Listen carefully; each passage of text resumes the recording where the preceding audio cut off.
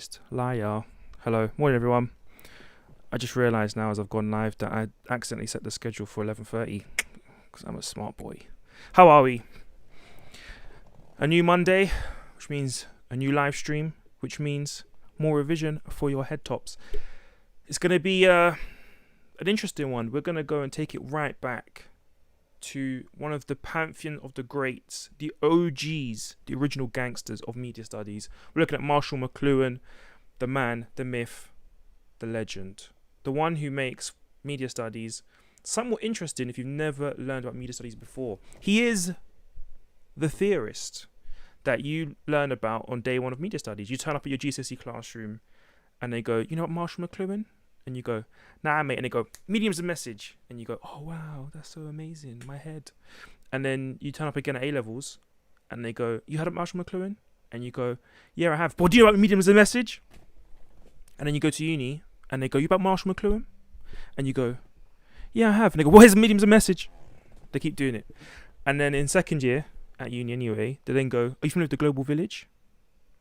And you go, not really, no, but kind of. I've seen it a few times. Who's it by? And they go, Marshall McLuhan, and they shout in your ear. Now, Marshall McLuhan, for me, makes up a non-problematic Mount Rushmore of media studies agents.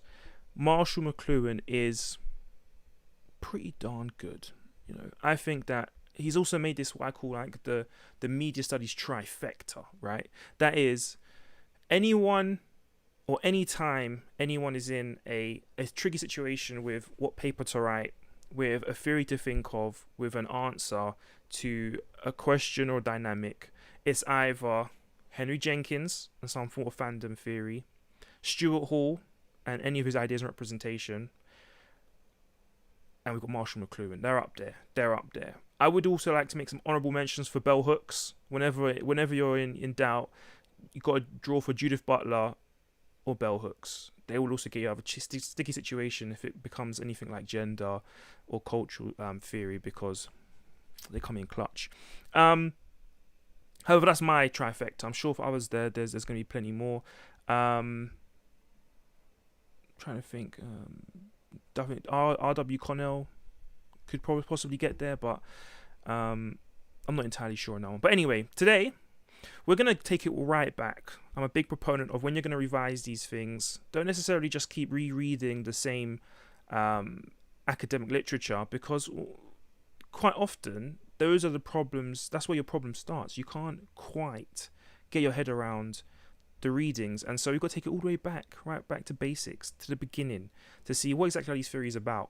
And I'm, like I said last week, a big proponent of looking at the theorists themselves. Quite often we talk to or look at people in contemporary settings. There's interviews about what they've done. There's usually, like we did with Bruno Latour last week, there's usually a speech they've given that kind of explains the theory to people who aren't really in the know.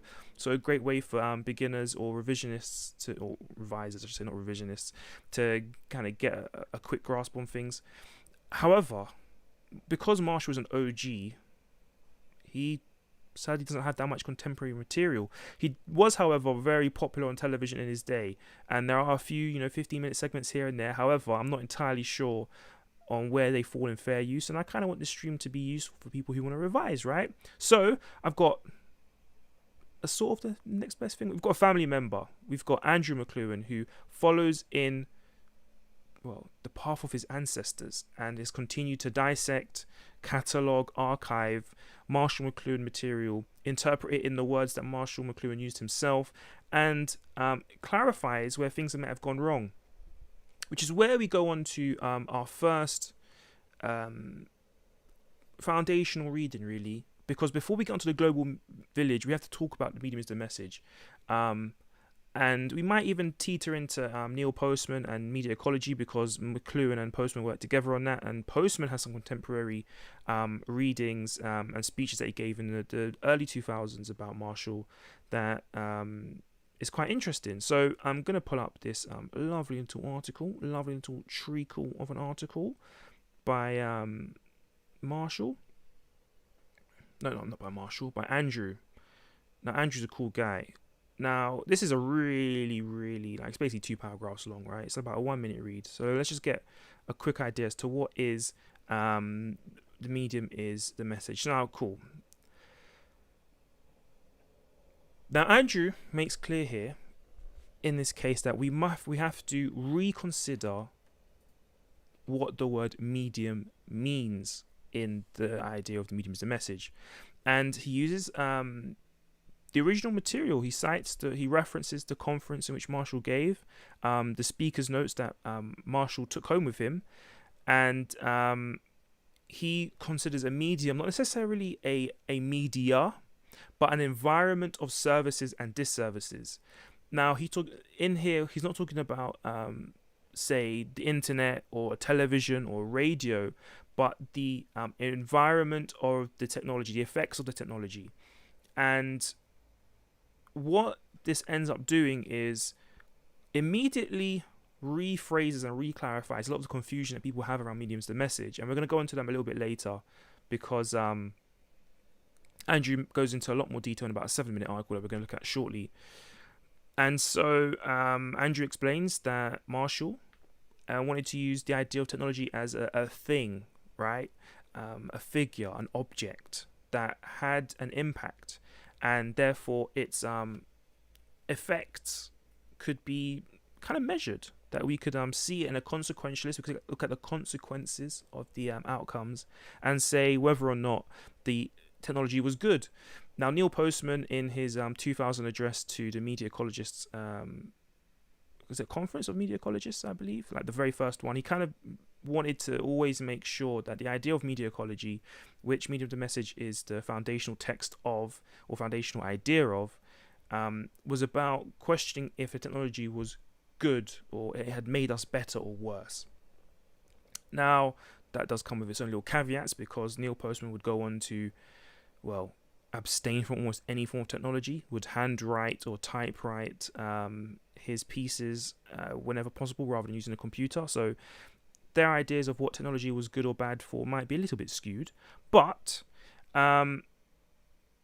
yeah, Andrew makes clear here that Marshall was a professor of English, and much like how lawyers are very deliberate in their use of words, and if you've ever read terms and conditions on any website, you would know exactly what I mean here.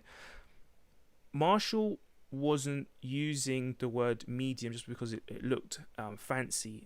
There's a little bit of an urban myth, or I'm not even sure if it's an urban myth at this point, where he sent off a draft of his book, Medium is the Message, and it came back as an error, and that's how he got the phrase that we now know today.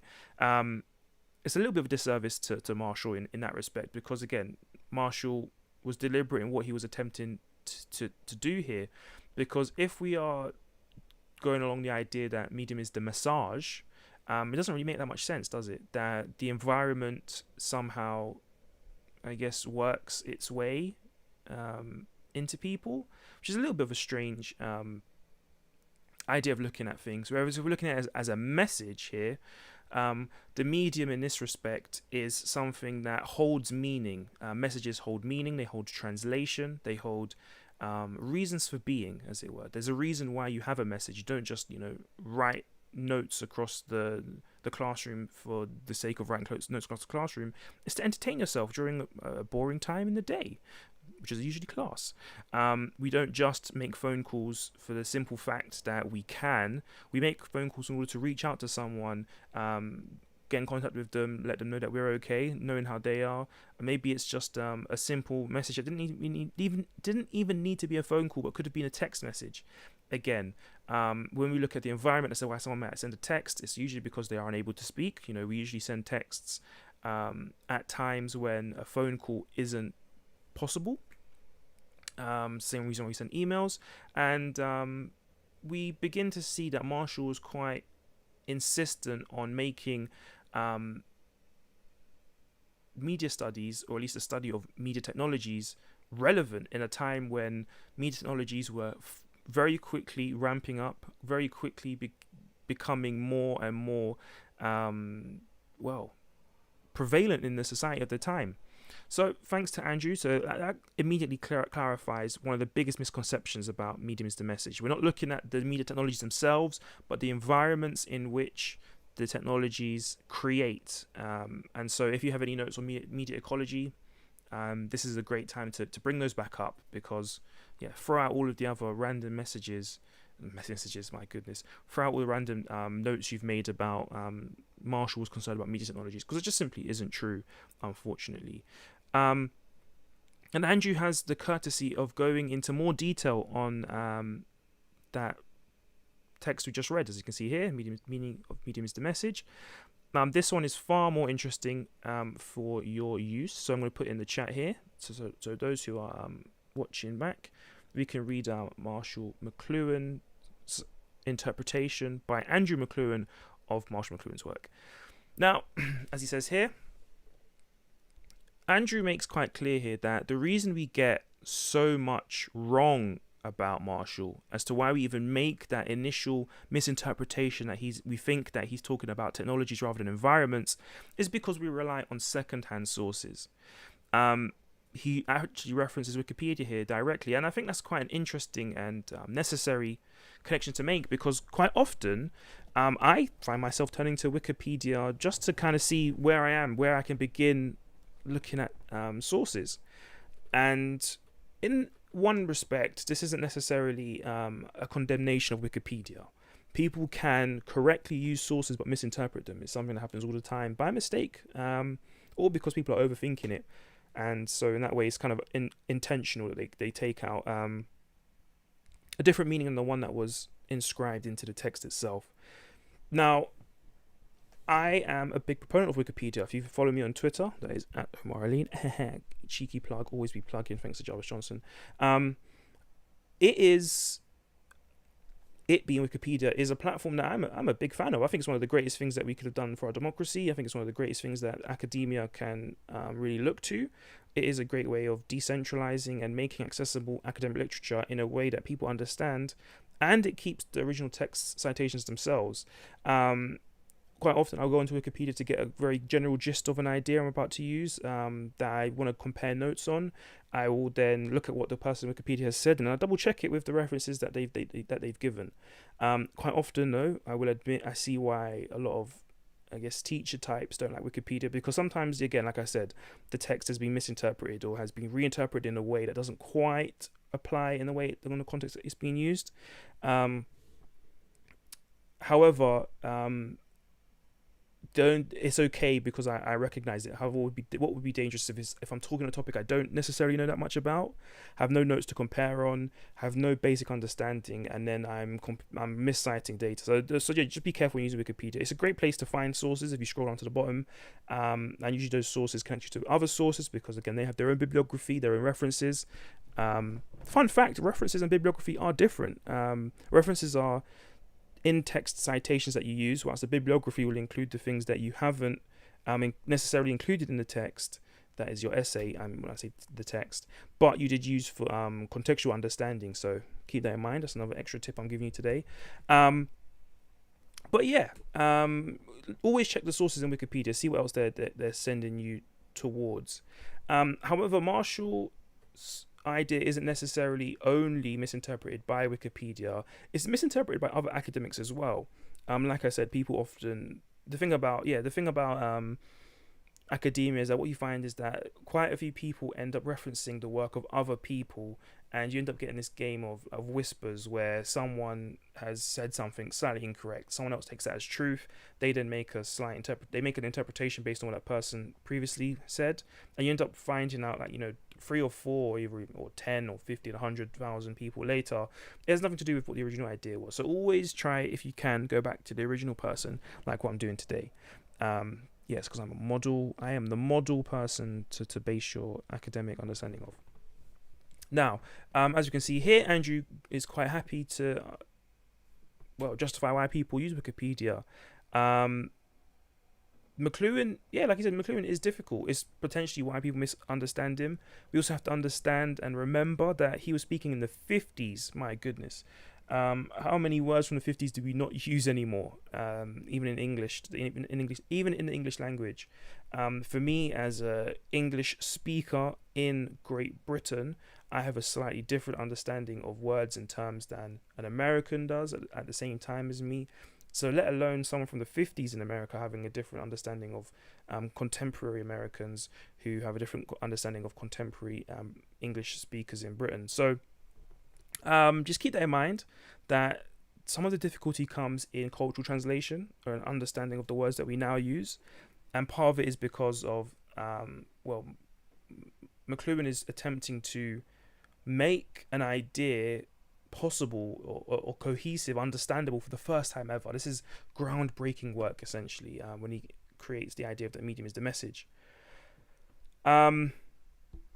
So we go back here, down here at the bottom of this second paragraph, or the first one on your screen.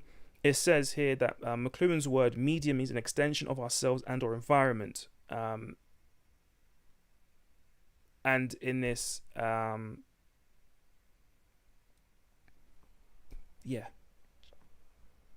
much more to add there, is there? Whoops, wrong gesture there. Actually, let me get a quick sip of the water. I put lemons in it today. I peeled the skin because I wasn't entirely sure if I wanted to have like lemon rinds in my water today. Usually I do, but not today. Let's get that quench the thirst. So, oh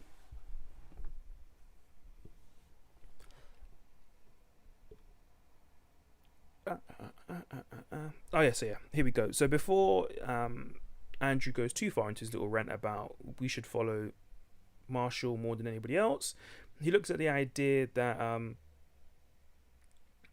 that Marshall was attempting, like I said earlier, he was attempting to put into practice an idea for the first time, and as such, he was really pushing the boundaries as to what people might have understood and what people might really gather an understanding of.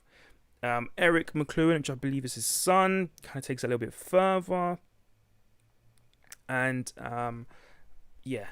Marshall was pushing the boat out with this idea, which is potentially why it is, so the word here used is multi-layered.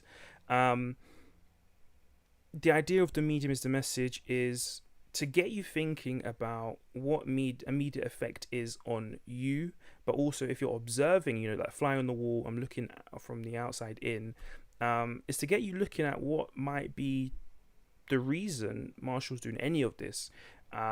He's getting you to probe yourself, getting you to probe your environment, it's getting you to probe what matters to you. And overall, it really begins to put into motion an idea or a series of ideas that you can begin to base an entire study of, media studies in this case. Because if there are meanings, how do we begin to interpret those meanings? How do we begin to find meanings in things that seem truths onto themselves? If we say that we are obsessed with our computers because we spend so much time on it that we end up not spending time with the people who we love and the people around us, surely that's going to have a negative impact on our societies, which have been based on human connection for hundreds of millions of years. Yet to someone else, they might say 100 million years is hyperbolic. But what someone might say to that is, well, look, just because you're not connecting with someone in person doesn't mean they aren't connecting to someone online.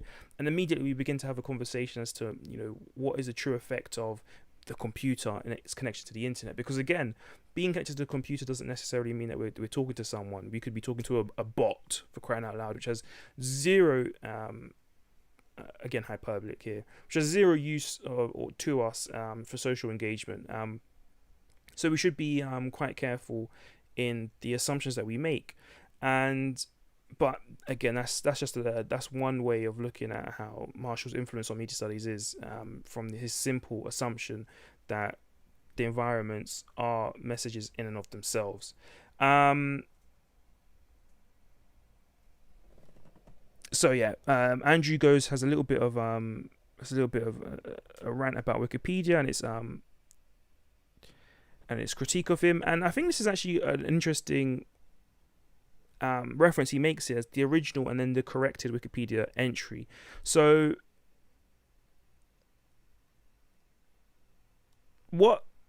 it's weird actually, even though I've read this a few times before I came on stream, I'm looking at it again now and I'm like, am I making sure I'm doing this right? It's an interesting dilemma, right, when you realize our people are taking what you're saying seriously. But anyway, the idea that the medium as the message has been mistranslated is kind of explored here. And again, I've given you the link for you to read in your own time, should you so desire. But what we're talking about here is also an idea that is that there's an obsession with looking at mediums as objects, like I said earlier, looking at them as technologies that carry meaning rather than impacts which carry meaning. And as he says here in the Wikipedia, it means, quote, it means that the nature of a medium, the channel through which a medium is transmitted, is more important than the meaning or content of that message. McLuhan tells us that a message is the change of scale, of pace, or pattern that a new invention or innovation introduces into human affairs. And like Andrew says, this is where you can get into trouble. So again, if you are a person who's been led astray by the misinformation contained within your reading material, what Andrew is saying here is that this is not a definition that Marshall is using. This is a completely fictitious definition, and as such, he clarifies here that Marshall never uses the idea that the medium is a channel through which a message is transmitted. And I ended up having to agree with him. Whilst I haven't dedicated years of my life to studying Marshall McLuhan, in the few weeks and the hours per day I spent looking to try and back up the claims that I saw in a Wikipedia article once upon a time, I wasn't able to do it.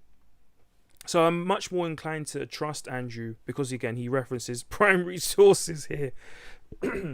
And when we're talking about the grandfather of media studies, I guess it's really key that we rely on his definition and not someone's reinterpretation of an idea he was trying to convey. I think there's probably a conversation to be had that people believe that the messages themselves are more important than the ideas, if that makes sense. I think that's probably a valid line of inquiry, but it's not the one that Marshall McLuhan pioneered. So anyway, that's enough about that. Andrew again continues to clarify. Again, in the link I've sent you here. So yeah, the medium's message means that the form of the medium embeds itself into any message would transmit or convey, creating a symbiotic relationship by which the medium influences how the message is perceived. Again, he challenges that. There's also a redefinition. It's a little bit closer to what Marshall used, but again, it's not completely accurate.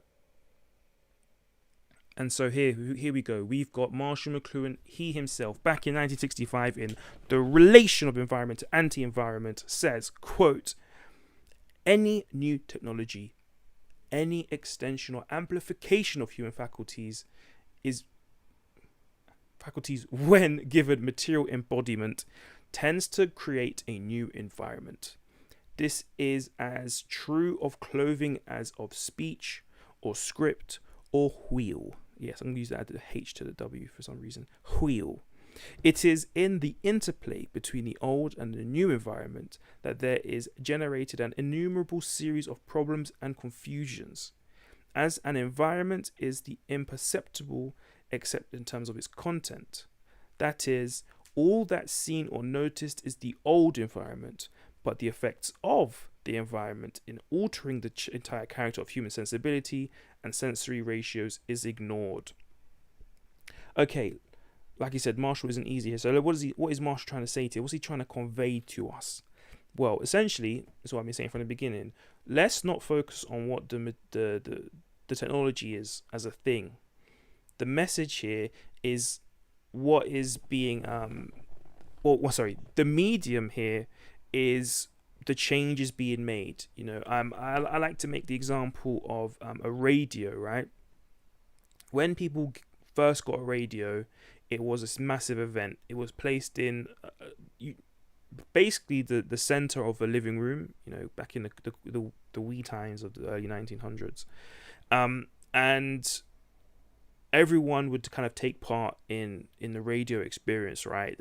You tune into, let's say, BBC for argument's sake, for simplification, and you listen to what was being told to you, usually the news. You could still take part in that event if the radio was loud enough, and you might be in an adjacent room, you might be able to hear it. And so what ended up happening there is that rather than people making an effort to read a newspaper or ask about town, what was in the newspaper, because again there was a massive illiteracy issue in the UK, at least anyway at the time.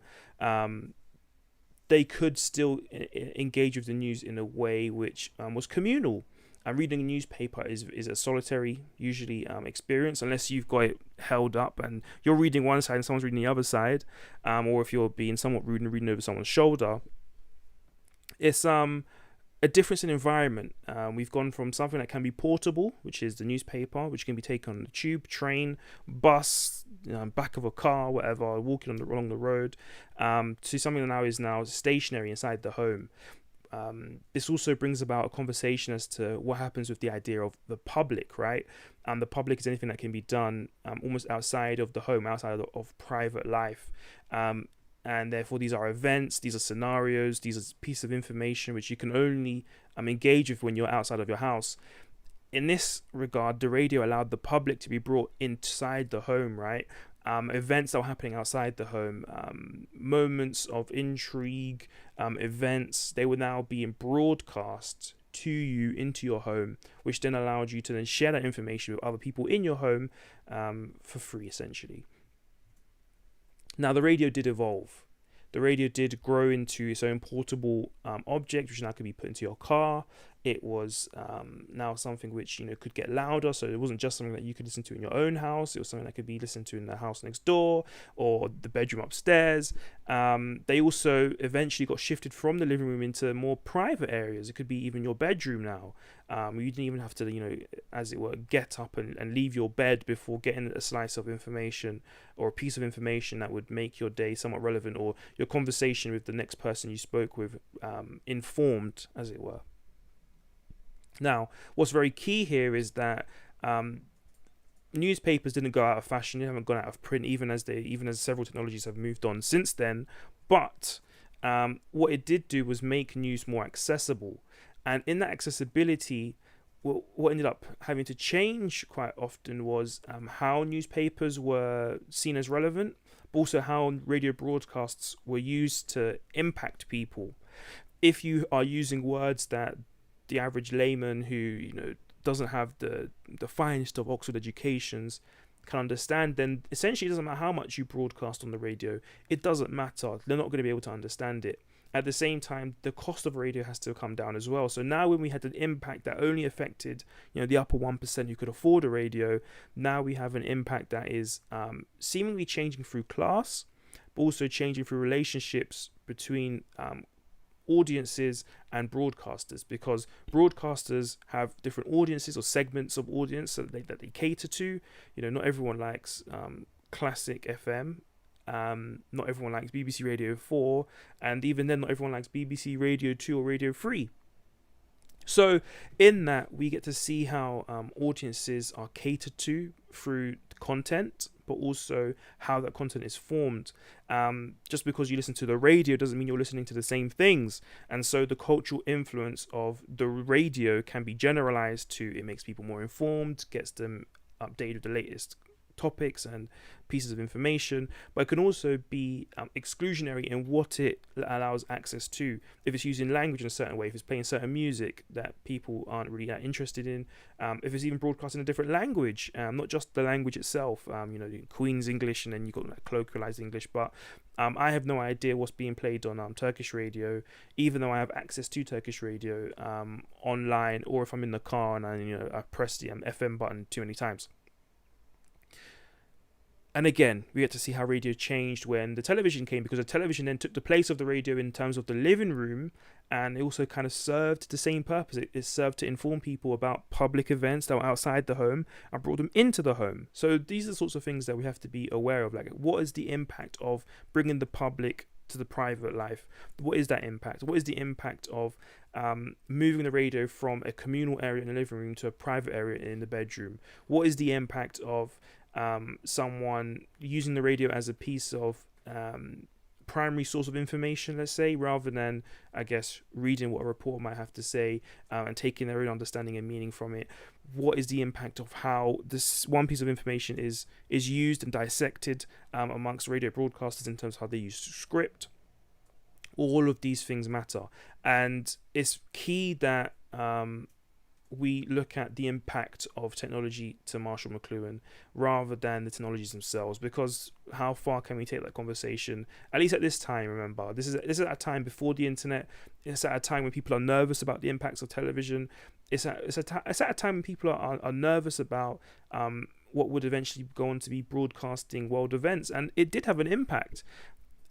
The Vietnam War is probably the prime example. It was the first time that people were able to see live images of war on the television screens.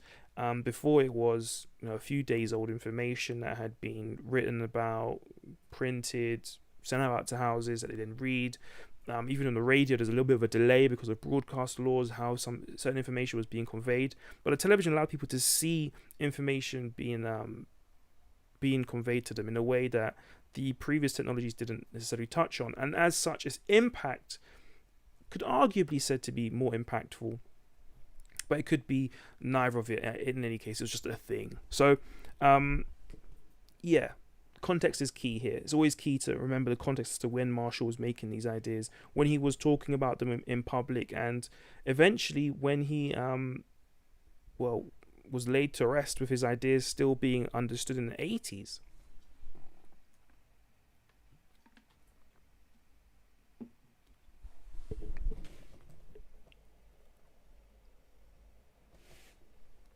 Now, Marshall, as Andrew identifies here, continues to attempt to clarify this idea. He really does stress the idea of environments, but also in doing so makes and takes issue with this idea that environments are somehow, again, these self-evident things, right? Marshall is a technological determinist, and so when we're talking about the idea that technologies have an impact on environments, he is arguing that environments are where we look to see how things are changing, right? They're not just things which no matter what you do to them, they remain the same. And to a certain extent, we can see this in a more literal sense, right? If we have a grassy field, right? That environment is going to change if we choose to plant seeds and we use it for farming. Even then, this type of soil is going to impact what kind of things we can plant, if we can plant and grow crops at all. If we choose to turn it into a forest, that is going to be an impact in which new animals, new biology, biomes might come in. It could also bring about with it, in a human sense, new economies where we now choose to use this area for logging, or we then go knock down all the trees there and then turn to use it for raising cattle. These are all things in which we get to see how environments are able to bring about change simply by being, but we shouldn't think of environments as things that never change. And so we should look at these changes, whether they're gradual, whether they are instantaneous, and take consideration for how these changes are being used.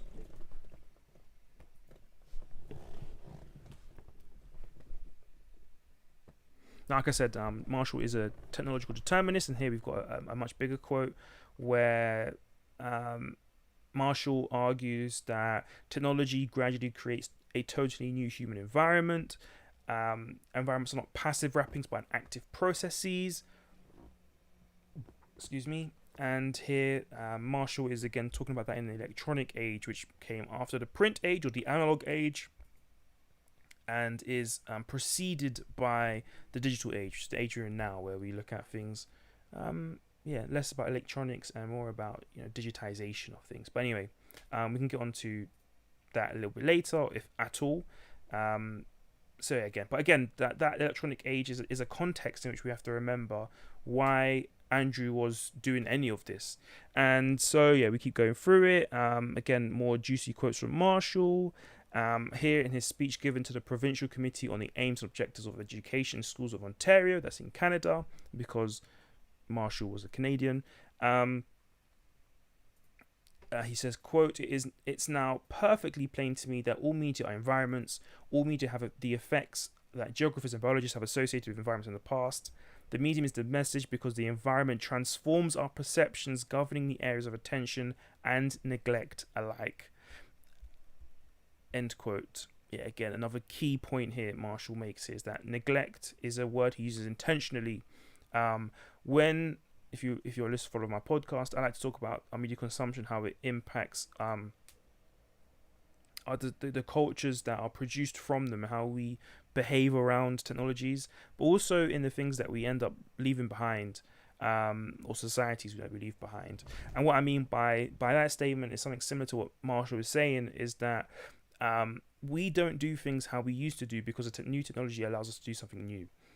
One of my favorite case studies on this is around the washing machine. Funnily enough, once upon a time, wash day, or washing your clothes, was a big deal. It was wash things by hand on a washboard in a big old bucket of water and some soap. You're lathering it up. You're getting your hands dirty. You're getting your hands messy, and you were tired at the end of it. You didn't have enough time to cook another meal, as it were. You were too tired to go shopping. You definitely wasn't going out to meet friends. You were finished. That was your day. The washing machine comes along now, and you throw in your washing, you press start, you wait 2 hours, you come back, you hang it out, or even then the tumble dryer, you bash it in the tumble dryer, and it's done in 45 minutes, an hour. Whereas before that, or even now, I'm one of these people. I bang my stuff in the washing machine for an hour, 2 hours, come back, hang it out, and I leave it to dry for a few days. My environment there has changed where my clothes are hanging. However, what's the big key here isn't necessarily that my environment hasn't changed because I'm still hanging up clothes. It's that in those 2 hours that my washing is able to take, or is being taken care of, I can do other things. I can make videos, do a live stream, message friends, see how they're getting on, go out, socialize, once upon a time anyway, or stay inside, catch up on some games, catch up on some extra work, make food, prepare food for a new day, come back, hang out my washing.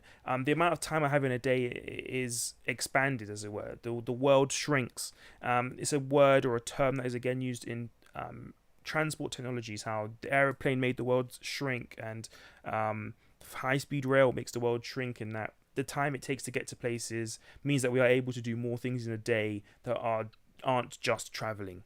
And it's an idea that is being popularized when man invented the wheel, from walking to putting things in a horse and cart, to using, or just a horse, to a horse and cart, to eventually making trains and cars, trams and airplanes, buses, etc., etc., etc., etc. So in this respect, consider, or if you want to make an analogy or something to make parallel to, whenever you're looking at media studies, try and think of transport and how the environment has changed to accommodate transport, also in turn creates new behaviors in people because of what this technology has enabled them to do, that the environment in which the technology is in allows them to do it.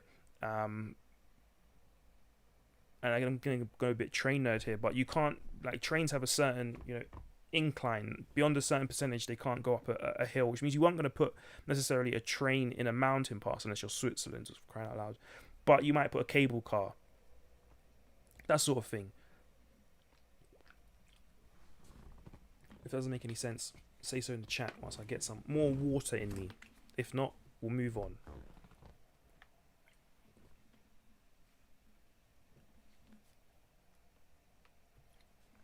Actually, I just had I lied to you again, the true liar. What I mean by that is that even because a train can't exist in a certain environment, and therefore the environment doesn't change when a train is put in, even in that environment being unaccommodating to a certain technology, and it then accommodates a different one, it changes in certain ways. So, for example, mountains might not have trains, but they do have cable cars, which allows them to have ski resorts. And because they're not laid out on the ground, there's still ways for people to transverse via skis. In it being lifted above the air, that environment changes to now accommodate people to go higher and higher into the mountain safely and quickly, which then allows to create an entire economy around a mountain for people to ski. So those sorts of things are like what? So like the technology here, the environment here is the mountain. The technology here would be the cable car. How it changed, it went from this inhospitable mountain that nothing could exist on, to now it is an environment where people are able to use for leisure. or even create entire communities, one at the top of the mountain, accessible by the cable car, another one at the bottom. The questions are there in itself. What has the cable car allowed that has forced a change in the use of the environment by people? And so that's the end. So that's the end of Marshall. Now this is where we neatly transition after 40 minutes into the idea of the global village. Now the reason I've set this all up is because whilst the global village is an extension of the medium's the message, if you have a misunderstanding of the medium is the message, it makes the global village way harder than it needs to be. For example, I've put up here this idea of social media displacement. That's something we're going to get into a little bit later. But let's go camera only for a bit here.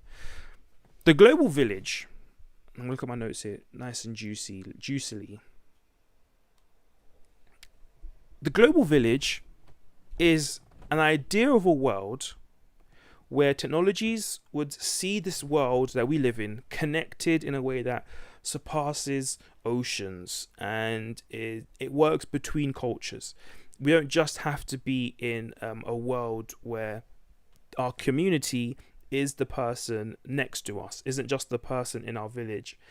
Communities can now be transoceanic, transcontinental, transcultural things. They don't just have to exist in where we can be literally or geographically. They can now be online. They can now be places where we don't have to be there to have an experience of it. And this is why I say Marshall makes up the trifecta of ideas, because in understanding that our global village idea is a way that connects the world, we begin to see how ideas like Baudrillard simulacra, how we have an expectation of places we've never been to, somehow makes sense. Because if the world isn't connected in a way that makes places accessible in this way, we will never be able to have an expectation of them. Now, what's interesting about this theory is that when Marshall created it, it was before the internet was ever created. So he's envisioning an idea. He's really, putting out there in the public consciousness this idea that eventually we can all be connected in a way that is irrelevant to our place in the world. And I'm going to break the rule of looking at specifically the person to pull up Kumar. Now, Shanti Kumar looks at the global village in its idea of national, transnational, and global applications. So let's put that on hide. And I'm going to show you this. I'm on my Bibliu. So this is in Craft of Criticism. I'm going to again show you the link if you have access to class Craft of Criticism. This is a great text for you. And have some of that.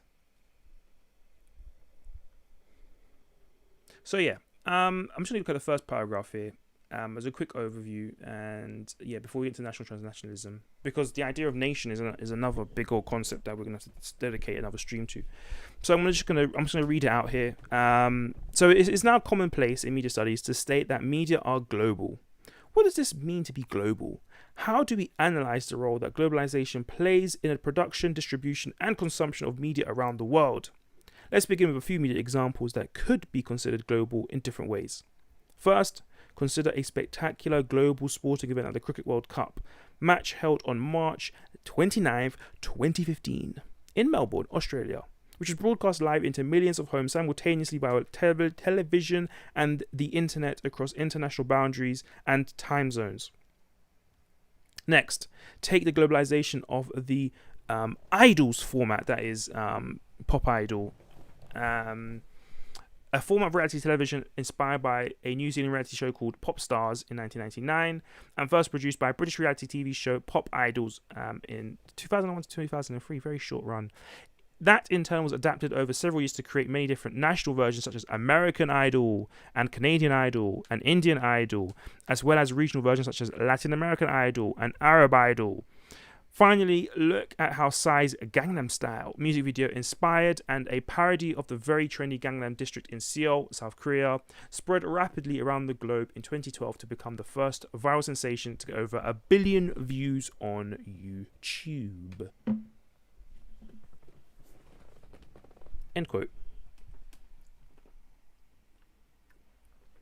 Now, this reading actually goes on to kind of dissect the ideas that nationality can be more than just, the government's borders.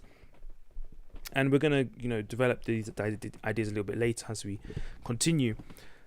However, what we're looking at here is Marshall's idea kind of coming to fruition, that in this sense, a cricket community can participate in an event that isn't limited to where they are.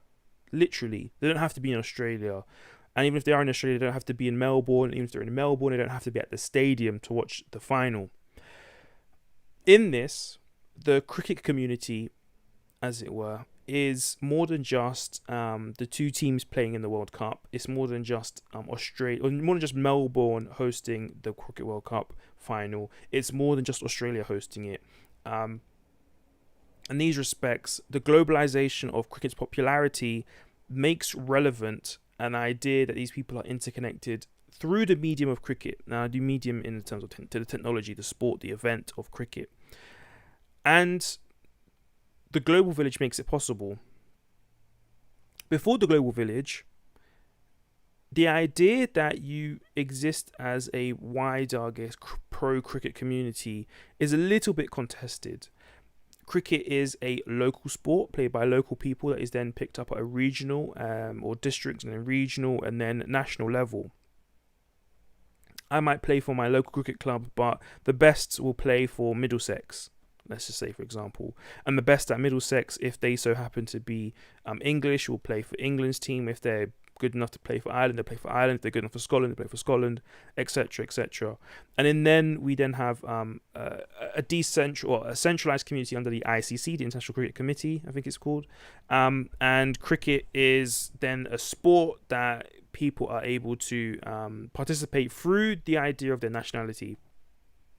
However, despite the breaking up of peoples around the world and what they support through the idea of cricket, what they have in common is this idea that cricket is cool, right? Like, we should all support and want the best for cricket, because I want to watch cricket, you want to watch cricket, we should all be cricket fans.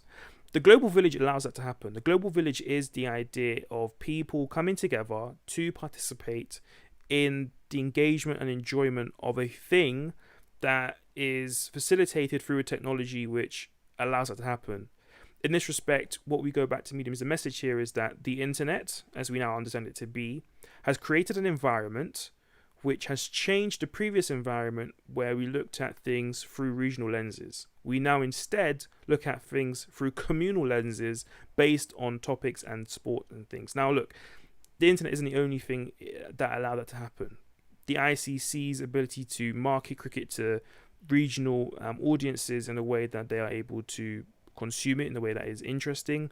For example, the IPL, the Indian Cricket League, is arguably the premier class of T20 cricket or 20 innings per side cricket. That isn't the only form of cricket. There's still the One Day International, which will take place over several hours, over 52 innings usually, or a test format which will take place over the course of like 3 days or a week. Now, in all of these different markings, the idea of a cricket community can also be dissected. I can watch the IPL in the UK. I don't have any interest to. I could watch an ODI, One Day International, in the UK, even though it takes place in the West Indies. And some from the West Indies can watch their local cricket team in Australia, for example. So this is how we begin to see, and they can share their passion with people around them and build a community and say, I really think this player from some place I've never been to before is really good. I would like them to be on my team if that's even possible. And then a conversation can be built around amongst people that is facilitated through the medium of the internet. So what is the effect of the global village? What is the effect of the internet in this respect? What is Like, why should we even consider the global village as an idea worth thinking of? I mean, for crying out loud, it was invented by a guy who's now dead at a time when the internet wasn't even created, and who was obsessed with looking at media as environments that changed human behavior rather than us having an influence on it. Like, there could be a lot wrong with us looking at this further. And I would ask you, nay, pray ye have some patience, because I'm going to explain it after I have some more water.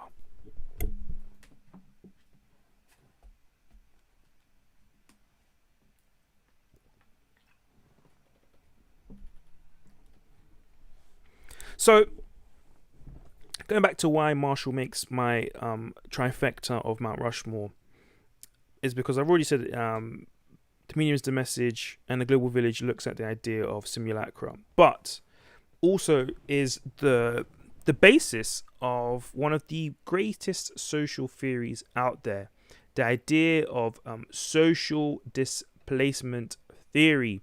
Now, Dunbar, back in 2016, hypothesized that we exist in a world where our relationship to social media and the number of interactions we have on social media with friends and family is that we have lost our sense of place in a society. That through having these connections with people who aren't in our local area, or in our same class, for example, or in our same neighborhood, or have same interest to us, like, we can be quite antagonistic online, and we have the whole idea of trolling and trolls, is that we don't even know who we are anymore. Who am I?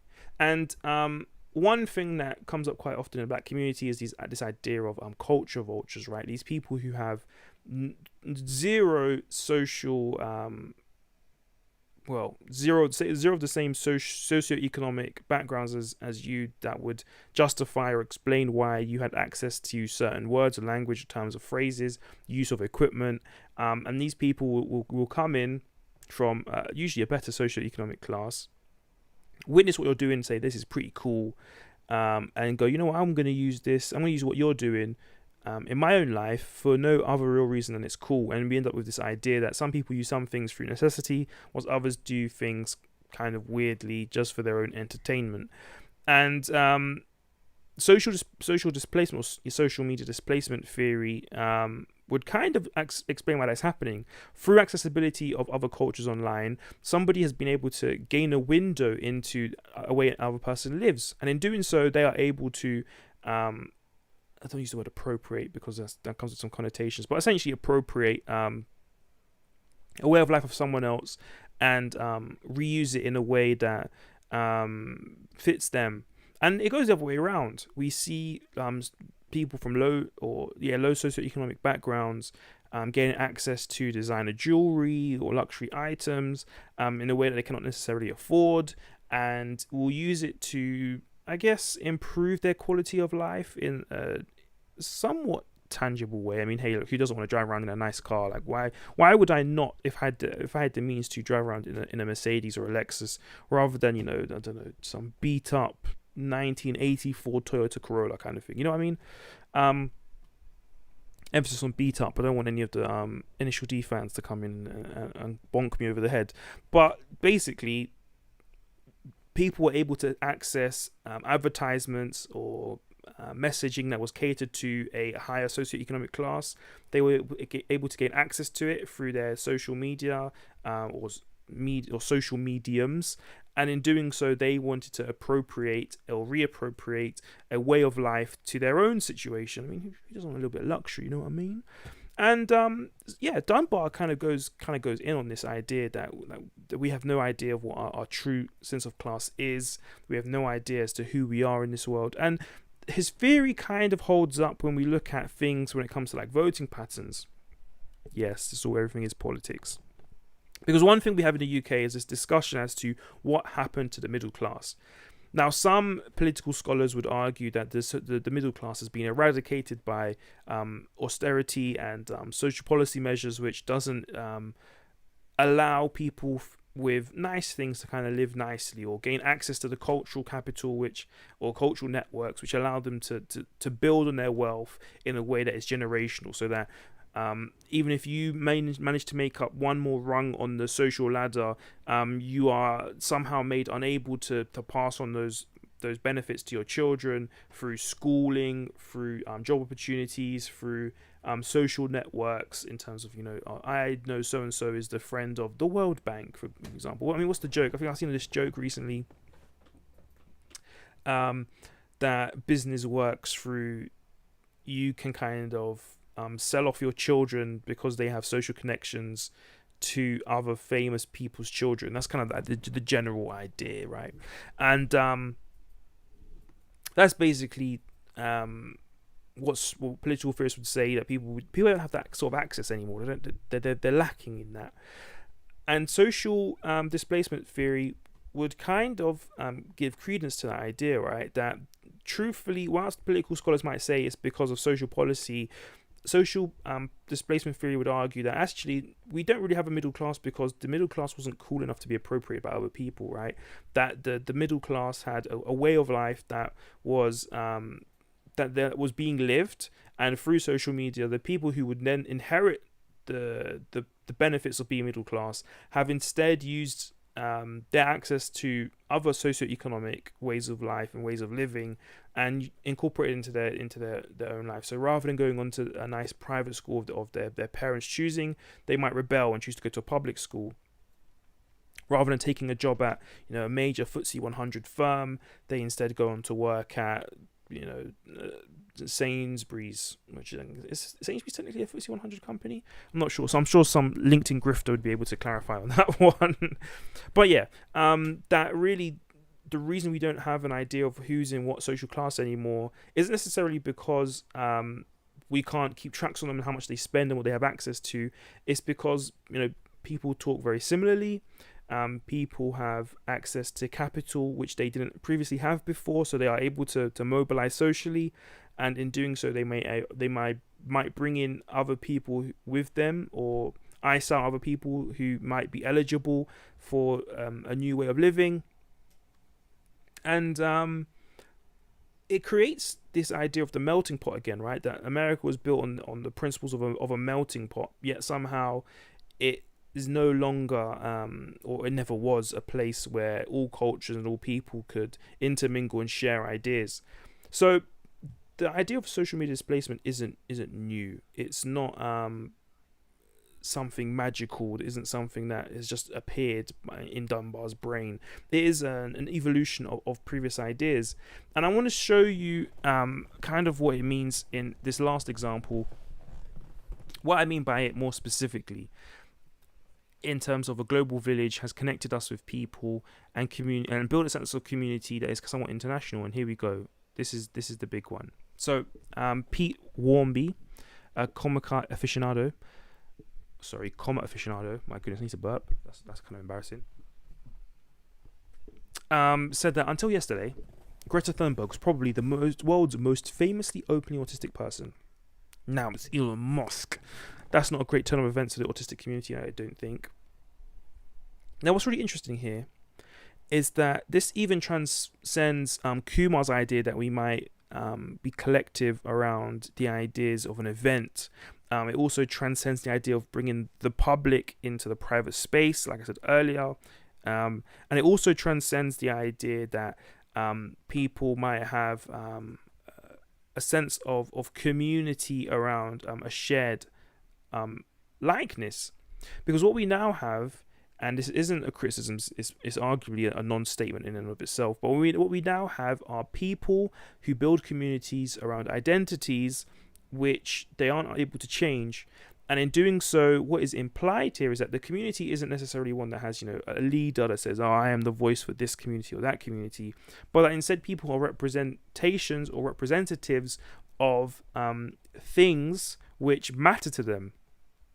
So here, Pete even talks about his own autism in his biography, and he is able to express an idea that our communities. Whoops! I should realize I've been speaking out hilariously. I've not been showing you the goodies. Here we go. That what we have instead is this idea that we are people who are able to enjoy and feel a part of something which previously made us feel isolated. For an autistic person, the statistics that you're going to meet another autistic person in your lifetime is pretty low. Autism is not a very, a very popular condition for people, and so I mean, there's a reason someone can make an entire conspiracy theory as to how people become autistic. But its effects are somewhat tangible, right? We know that an autistic person may struggle with relating to other people. There's a spectrum of autistic people, and yet as a community, if should they so choose to be seen as one, are able to advocate for the betterment of their own social conditions through fairer legislature, through fairer medical literature, through fairer implementation or representation and understanding education around autistic people. I'm not some major scholar on autism. However, through an understanding of that autism isn't something that one person experiences, but like people all around the world, around countries, around cities, are all experiencing and all living with, that we are able to see that there is a broader understanding and collection of people that isn't just that one guy that we know from that one tower block in that one community. And this is what's really interesting about social displacement theory in and of itself, is that whilst I have initially presented it as a negative thing, what we can instead do is see social displacement as an idea which intentionally displaces people from communities that are literal communities, like physical boundaries. I live in this postcode, or I live in this city, to be something that is again transoceanic. It is now a connection of peoples to places and other peoples in ways which weren't possible before, thanks to the internet.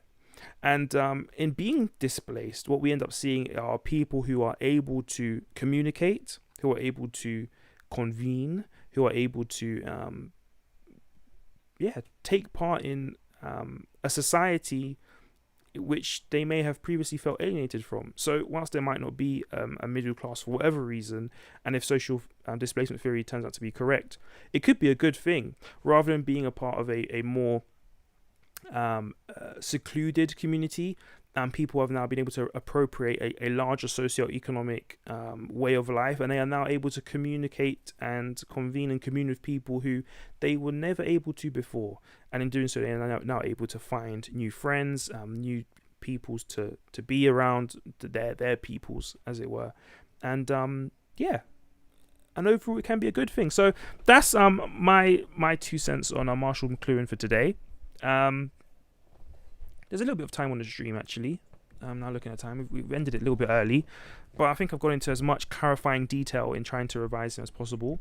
I actually have made some notes as to what we could do in case I ran out of time here. But yeah, is there anything anybody want me to?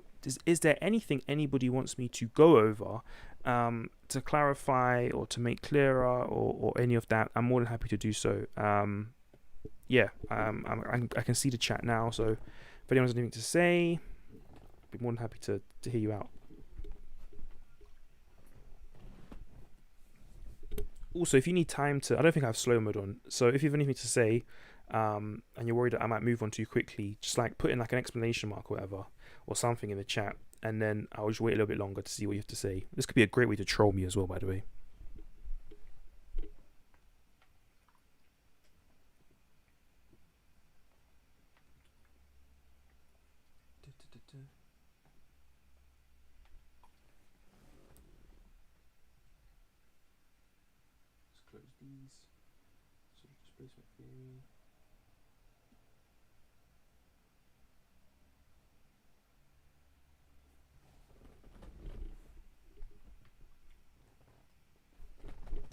Cool. Glad I clarified that for everyone. So yeah, I will admit today, right, I was gonna come on stream and wear this big old Africa jumper. I was looking forward to wearing it, but I used the example of the washing machine quite intentionally, because that is currently drying. It's still wet, and I was gonna wear it because I wanted to talk briefly about the current controversy between Umar Johnson and Kevin Samuels. Now, I'm not gonna like contextualize the drama here in a way that's like Kevin went on Instagram Live and said this. It's more of just like the ideas that are being challenged here, and I think it's quite interesting from media studies perspective, and what I've talked about today in the ideas. I'm not going to show you my washing here. Oh no, I've ruined it all. I've brought the table closer to me than getting close to the table, and I've ruined my setup. 1 second. But yeah, I'm not talking about any ideas that communities are bad things, but that instead, what we need to be careful of is this idea of radicalizing communities. Now, both the Kevin Samuels community, I like to say, and I like to say the Dr. Umar's wider Hotep adjacent community are somewhat radicalizing their ideas. If you know me, I'm kind of anti-Hotep. Not necessarily in their beliefs of like, or why they believe in something so mystical, but because I find Hotepery to be a somewhat dangerous, anti-democratic, anti-egalitarian series of ideas, if I'm honest. If you want to make criticisms of racism, it doesn't really make sense as to why you are adopting supremacist ideas, just putting on a new face. And again, I've been quite public about these sorts of things before. I've been critical of Marcus Garvey for many reasons. Most of all because seems to be a massive charlatan who's only out for his own interests. But what we've been able to see is that that the idea of self-help has also been weaponized in the Kevin Samuels camp. And what's become quite dangerous in that is that what we've seen is that both camps do not really value women in a way that sees them as human beings, but more as like things which they should be acquired or put into their place. And I guess in one way, what makes me quite upset about this this drama is that what we're seeing is a series of audiences who are intentionally rallying behind individuals who might not have the best outcomes scheduled for all involved. And I'm a little bit sad about that. I'm a little bit sad. That actually reminds me of the other thing I wanted to show you, actually, because I also talked about Line of Duty last week, the beginning of Line of Duty. And there was an interesting piece by Novara Media about questioning if Line of Duty was propaganda. And this intersects here because Dr. Umar does not like police. So you see, I'm very smart. I am making intersections here, there, and everywhere. May I add? So let me just pull it up real quick. I didn't save a link in my document for today. Let's double check if there's any other points I've left out. Getting from Wasserfar underpins the internet. Yeah, it's all cool. Everyone's got the Kumar link. Sick. Alright, cool. Unclose that. So where's it gone? So yeah, what got me quite interesting is that I've always said that Line of Duty has this like propaganda at the same time like all cops are, or ACAB, all cops are bad people, idea to it where like it's an anti-corruption unit, right? Where we're looking at, like, we know straight off the bat that there is corruption in the police force, and that this little police unit is fully aware of it and is always out for corrupt officers. In doing so, it's kind of saying don't trust police officers just because they're police officers. Yet, it fully like buys into this idea that the police can solve the police's issues. Like when people ask who polices the police, that's not what they're not thinking of other police forces. Like we might complain about the IPCC for being like independent, but like made of ex-cops. And oh no, 62 minutes left. Oh my goodness, I'm not playing this on stream. I've only got half hour. I'm not playing an hour podcast. I thought it was 6 minutes. Hilarious. But yeah, basically, the idea that like the police will sort out the police's issues, and it gets really complicated to watch as like a piece of viewing, because what we end up seeing is that like we even see AC-12 characters kind of go off the rails, right? We see them as these individuals that shouldn't fully be trusted, and we get quite skeptical of them during the show. And I get it's drama, but But then at the end of the day, like the police save the day. Like the police always do the right thing, always. So I'm not trying to spoil it too much. It's a great show though. If you don't like police and if you love police, I'd recommend Line of Duty. It's a really interesting one because it doesn't like glorify the police too tough, but it does like paint the police in a very interesting light that kind of sways. Like it feels like a boat. Like if Line of Duty was a boat, right, and the tide was like waving, and then one side of the boat was like pro-police, the other side was like anti-police.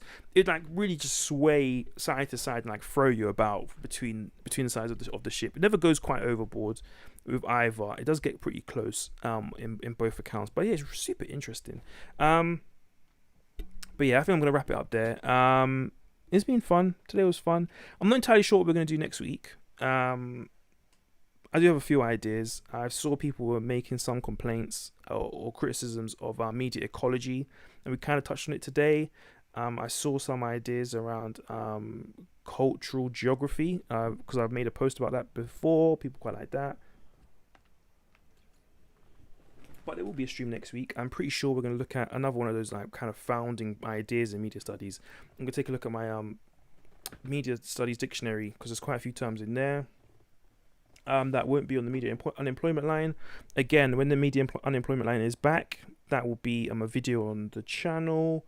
So make sure to subscribe if you want to get some more, democratic voices, the more democratic ideas. You want to hear me disagree with people, go on to that.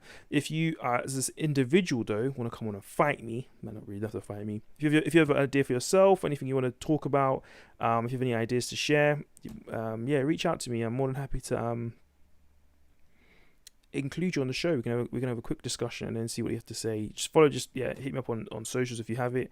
You can also find me on as an email to @aculturemadeofalgorithms@gmail.com. It's the name of the podcast, ACULTURE.